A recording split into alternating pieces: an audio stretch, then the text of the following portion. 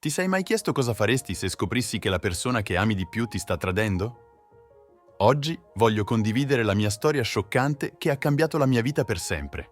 Preparatevi, perché ciò che sto per raccontarvi è più incredibile di quanto possiate immaginare. Mia moglie, Shannon, ed io eravamo sposati da 6 anni. Lavoravo per il comune mentre lei era un'amministratrice di un condominio. Complessivamente avevamo una vita felice insieme, o almeno così pensavo. Ripensandoci, i segni che qualcosa non andava iniziarono in piccolo. Shannon cominciò a tornare a casa dal lavoro più tardi del solito. Quando le chiesi il perché, disse che il lavoro era stato impegnativo e stava rimanendo fino a tardi per recuperare. Non ci pensai molto all'epoca. Dopo alcune settimane di lavoro fino a tardi, decisi di farle una sorpresa un giorno uscendo prima dal lavoro e portandole dei fiori al suo ufficio.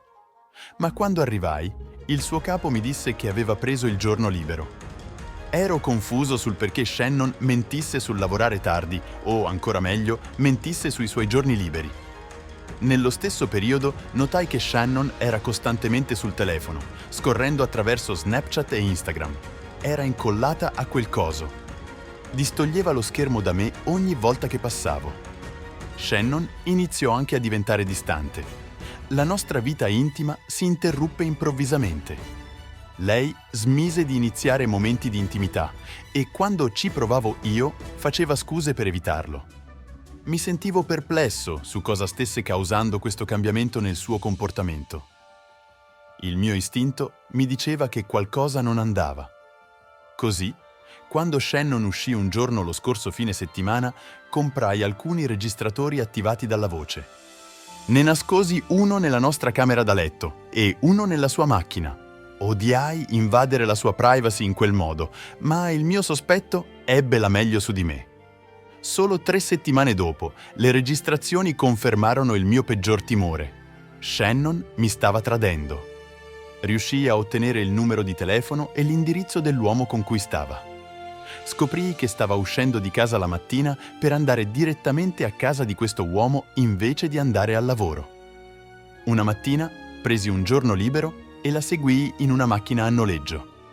Come immaginavo, guidò direttamente a casa sua e si baciarono e si abbracciarono quando lei arrivò. Il mio cuore si spezzò, scattai foto come prova e chiamai immediatamente un avvocato divorzista. Dal momento che vivevamo in uno stato con divorzio senza colpa, mi fu detto che il processo sarebbe stato veloce. Decisi di non affrontare Shannon e di procedere con la fine del nostro matrimonio il più velocemente possibile. Il giorno in cui depositai i documenti, aspettai che Shannon andasse a lavoro e poi traslocai tutte le mie cose dal nostro appartamento. Non tornò nemmeno quella notte, chiaramente trascorrendo la notte con il suo nuovo fidanzato. La mattina seguente, Shannon mi chiamò in preda al panico, chiedendosi dove fossi. Non risposi. Le fu notificata la petizione di divorzio nel suo ufficio. Alcune settimane dopo, alla nostra data in tribunale, l'avvocato di Shannon cercò di affermare che ero stato negligente e non l'avevo sostenuta. Ma il mio avvocato dichiarò semplicemente che volevo il divorzio per differenze inconciliabili. Il giudice lo approvò lì per lì.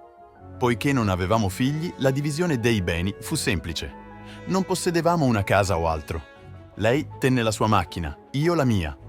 Il giudice mi concesse 30 giorni per recuperare qualsiasi cosa avessi lasciato nell'appartamento. Gli dissi che avevo già portato via le mie cose. Proprio così, il mio matrimonio era finito. Shannon cercò di giustificare la sua relazione dicendo che ero distante e non la facevo più sentire amata. Ma la verità era che aveva scelto la via del codardo invece di comunicare la sua infelicità con me. Non potevo perdonare l'inganno. Così tagliai completamente i contatti. Successivamente venni a sapere tramite un amico comune che Shannon si sentiva terribilmente in colpa per come erano finite le cose. Si pentì di aver buttato via il nostro matrimonio invece di andare in terapia o di cercare di lavorare sui nostri problemi. Ma ormai era troppo tardi, il danno era già stato fatto. Perdere mia moglie e la mia migliore amica così improvvisamente e in quelle circostanze mi spezzò per un po'. Mi immersi nel lavoro e tagliai i contatti con la maggior parte dei nostri amici, perché era troppo doloroso essere ricordato di lei. L'affare di Shannon mi abbatté, ma non mi distrusse. Una volta svanito il dolore, mi fece capire quanto doveva essere infelice per ferirmi così profondamente. Spero che in futuro possa trovare una relazione che le dia l'amore che le mancava. Non serbo rancore. Richiede troppo tempo ed energia lasciare che qualcuno occupi spazio nella mia mente in quel modo. 3 mesi dopo il divorzio, l'ex amante di mia moglie scoprì che ero il suo ex marito e volle parlare con me. Mi colse completamente di sorpresa. Voleva incontrarsi, quindi accettai. All'inizio quasi non lo feci, ma volevo sentire cosa aveva da dire. Mi raccontò che non sapeva che lei fosse sposata. Mi disse che non portava mai la fede e che la vedeva spesso. Disse che non aveva mai parlato male di me. Scoprì che era sposata tramite un amico di lei. Disse di aver concluso la relazione una volta scoperto che era sposata. Il suo amante mi disse che quando concluse la relazione, lei gli fece un gesto volgare e se ne andò. Non l'ha più vista da allora. Lo ringraziai, ma Jelly dissi che non dovevamo incontrarci. Mi disse che si sentiva in colpa perché la sua ex lo aveva tradito. Uno dei suoi amici mi disse che era in un'altra relazione. Le dissi che non volevo saperlo. Non stavo più con lei, quindi non mi raccontare altro su di lei. Bene, fui invitato a una festa in casa e mentre parlavo con uno dei miei amici, vidi la mia ex moglie in un angolo che baciava un tipo. Proprio la mia fortuna di incontrarla. Continuava a guardarmi indietro mentre baciava quel tipo. Me ne andai. Non potevo restare lì e sopportarlo. Circa 4 ore dopo, fu arrestata per guida in stato di ebbrezza. Deve aver chiamato tutti i suoi amici per cercare di uscire su cauzione, ma nessuno lo fece. Chiamò persino me, ma non risposi. Circa una settimana dopo, mi chiamò e mi lasciò un lungo messaggio vocale, scusandosi per quello che aveva fatto e invitandomi a cena. Inutile dire che non le risposi né accettai il suo invito. Circa 7 mesi dopo il divorzio, incontrai una donna su Plenty of Fish. Tutto stava andando bene fino a quando il suo ex fidanzato si presentò al nostro appuntamento. Pensai, ma che diavolo? A quanto pare si erano lasciati e lui la stava perseguitando. Ma non la chiamai, né le mandai messaggi dopo quell'episodio. Non avevo bisogno di quel tipo di dramma nella mia vita. Ma mi chiamò dopo circa 2 settimane e si scusò, ma avevo perso interesse e le augurai buona fortuna nella sua ricerca. Scaricai Bumble. La mia esperienza con quell'app fu semplicemente orribile. Provai Match, che andò un po' meglio, e incontrai 2 donne tramite il sito. Una mi ingannò e conclusi l'appuntamento subito. La seconda persona che incontrai su Match stava uscendo da una relazione di 4 anni, il che mi spaventò un po'. Non volevo essere il rimbalzo di qualcuno.